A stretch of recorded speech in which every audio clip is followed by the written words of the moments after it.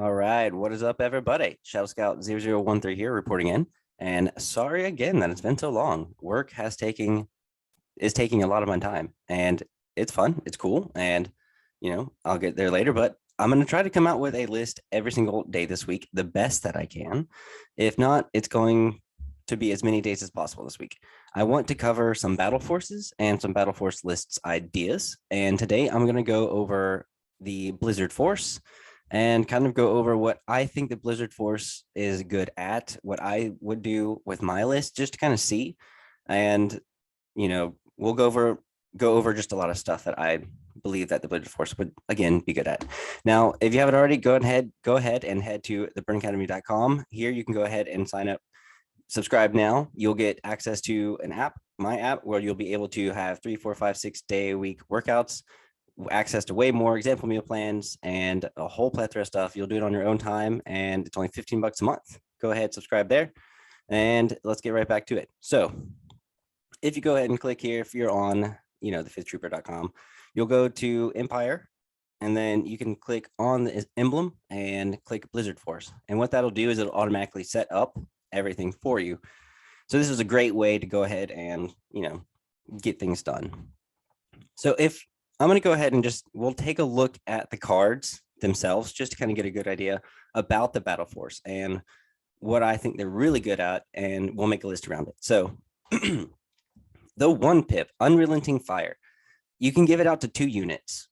A 1-pip given out to 2 units is amazing and cannot be any better. But yeah, besides that, enemy units cannot remove more than 1 suppression token during their rally step. So if you spread out suppression, or you gang up on someone and give them as much suppression as you can, and then you play this card after that next turn, they're not going to be able to remove more than that 1 suppression token. So this is a great way to either force someone to possibly panic, or to spread out suppression over across the board so that there's limited amount of actions that your opponent can take. So this has to go in there. All right. Now, I think Overwhelming Barrage is a really good card again. It's 4 to infinity. You get Blast and Beam 1 and immune to deflect, and it's also suppressive. So this is another way to give out suppression. This is the second, this is the second card that really gives it out. The first one is the 3-pip. So once this round, at the end of the activation of a friendly commander unit, it may perform an attack using the following weapon. Range 4 to infinity, 4 black, surge to hit. Just in case you had Vader, he gets surge to hit. So that's just a plus. So we kind of want that one. And then we want Debark for ground assault. Again, because this really, I don't think, would be the Blizzard Force without taking the cards. So each friendly core trooper unit that is issued in order using this card gains spur. The weapon of each friendly core trooper. So even if you have more than the 3 units that are given this, the weapons of each friendly core trooper unit that is issued in order, basically, So the only 3 units that are given this order are going to gain suppressive. So the 3 units, so you give them the 3 snows, you can spur, and then you'll be able to, use your flamethrower or use your cannon, your ion cannon, and then it's also suppressive.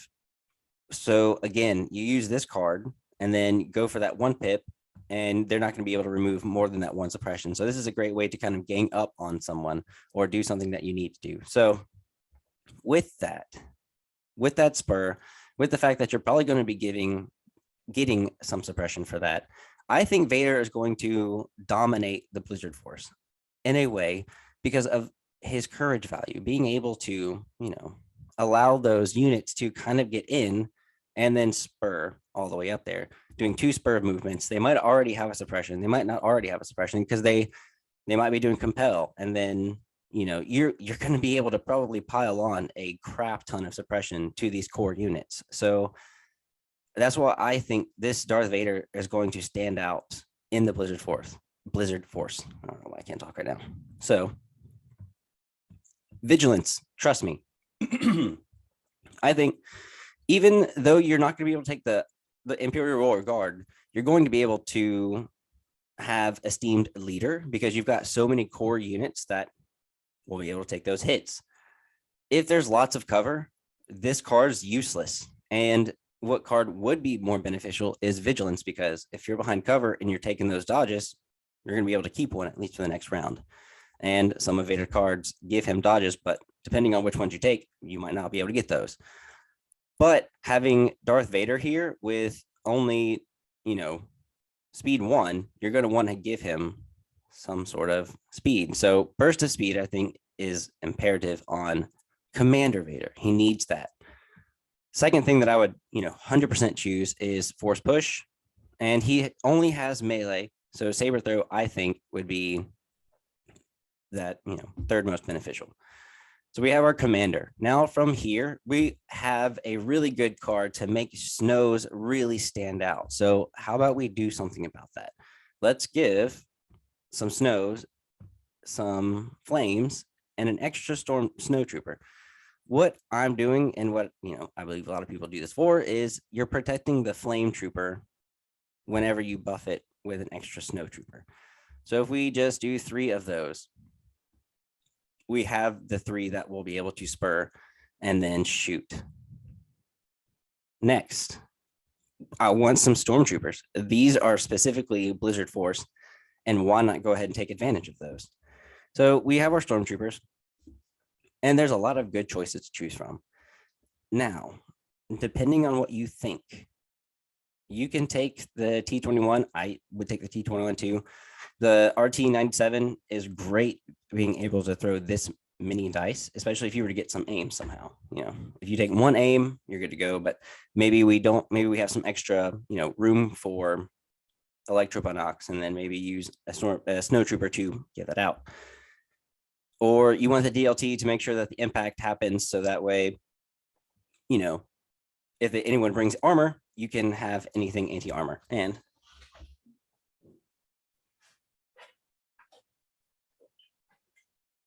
sorry, big old glass. Okay, so you have range 4 if you take both of these. You only have 1 range 4 weapon and then a ton of range 3 weapons, but you might as well take advantage of the range 4.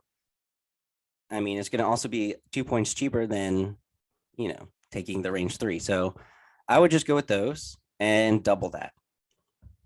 All right, so we have 6 activations. We have a little under 600 points, and we have to have, either some speeder bikes or the E-webs. For points purposes and to be able to get a lot in, I'm going to go with the E-web. Okay, and it also just to make it more snow theme anyway. And I'm also going to give the barrage generator. I would go with the barrage generator over the overcharge generator because of your, unrelenting fire. You're going to be able to use this, maybe use this card, the barrage generator, before you go with unrelenting fire. And you'd probably use barrage generator the same time with the bark for ground assault. That's what I would do, just to pile on as much suppression as possible. So that's there. You can probably go with 3. And so that gives us 9 activations, enough for 1 more snow trooper to fit in. 10 activations total with Darth Vader, 3 E-webs, and 6 core. So you're going to be able to fully use Darth Vader's compel like crazy, okay? Because you've got 6 core units, you've got 5 that are decked out, you've got 1 that's just a plain one that'll probably stay in the back or go for some objective that needs to be there, or maybe it's the hostage holder and you use the rest of them, to go out and do some damage. You also have the E-web here to also make sure that they do some damage. So now that we have our commander, again, we can go with our command cards. This is kind of a hard choice, but not quite a hard choice. I think Vader's Might, again, is such a great card, being able to move someone within range 1 or at range 1, within range 1 and height 1 of his current position, and then make it roll 1 white defense dice for each mini in the unit and suffer a wound for each paint on the dice, I should say. So that one's really good. And then Implacable, giving Vader 3 activations. Well, two activations, 3 things he can do. So we'll go with implacable. Now, I'm not going to go with new ways to motivate them, because even though it'll go with 2 troopers, they all have 1 health each, except for the E-Web. But if they move, they're not going to be able to shoot. Now, you could give it to them and get 2 aims, or you could give it to them and have them recover, take an aim, and then shoot, because they're only suffering a wound to perform a free action. It doesn't say move, it doesn't say any of that. So you're welcome to do that if you want to specifically give it to the E-Webs. If that were the case, maybe you give 1 E-Web the link targeting array, you make it 800 points.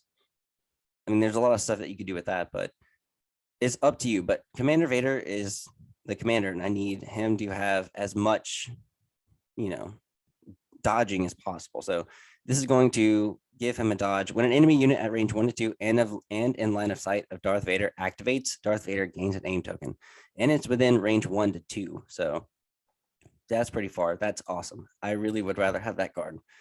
And then I also would rather have Vader have reliable 2 permanently, just in case he doesn't have any dodges. And there's no one to be able to give him dodges in this, or to be able to heal him. So as many surges, dodges, whatever he can generate, I would go with. So that's why you want to keep vigilance on him as well, and go with Darkness Descends. Again, this gives you 10 activations, 795, so you have a 5-point bid. We have our command cards. Let's kind of go with our objective. So breakthrough's not going to be great, because you're probably not getting a lot of them through. I mean, although they have spur for 1 turn, possibly, but I doubt it. Intercept the transmissions, very, very possible, especially with being able to move, shoot with steady, and then move back into cover. And then on the next turn, be able to move, and then shoot. Intercept the transmissions would still be a good one. Key positions would be good, because your 3 E-Webs could definitely protect the back objective. And then, your other troopers going in for the middle. That would be a really good one to have. So I'm going to go with that one for sure. Sabotage the moisture evaporators would also be okay. Hostage exchange is a definite. Payload I probably wouldn't do because of the E-Web team. Maybe you go with payload if you had to. But again, like I said, I think intercept the transmissions would be pretty good. And then either sabotage, recover the supplies, not so much. Again, Vader's really slow. The rest of your team is pretty slow, so you don't want to have to catch up with somebody. Maybe sabotage the moisture evaporators would be best. I don't know why I can't talk today, guys. I am so sorry. Advanced positions, because Scout 1 always helps your snows. All right. Battle lines would also be okay. And I wouldn't go with disarray. Major offensive. And then danger close wouldn't be that bad because of the flames. And then, yeah, I'd go with battle lines. And then lastly, your conditions. You've got slow moving targets, and for the most part, they're going to want to shoot at range 1. Now, not these guys, but you could probably get them into position if you had to. You could go with limited visibility. Ooh, instead of clear conditions, maybe go with limited visibility. You could definitely go with hostile environment, because you don't care about suppression with Vader, especially if you're in range 1 to 3 of him. You definitely don't care. So I would go with that one. Supply drop for sure. Who doesn't care about free stuff? And then fortified positions for your E-Web teams, I would go with. So there you go. This is the Blizzard Force, Vader's Blizzard Force. I'm going to leave this list down below. Also, if I don't know why I didn't mention this in the beginning, but I have a Discord for lists and for people to talk about lists specifically. So if you want to know more, or maybe if there's lists that I come up with and maybe anyone wants to talk about it, I'll kind of post it. If anyone wants to post their lists and talk about it, this is just kind of an easier way for me to focus on, lists, ideas, and people's lists that they have questions about and stuff like that. So I'm going to leave a description or a link below. I'm going to leave a link below to the burnacademy.com as well. And I hope you guys had a great day. I'm going to come out with some more videos soon, and I will come out with a skirmish version of this as well. So I will catch you guys in the next one.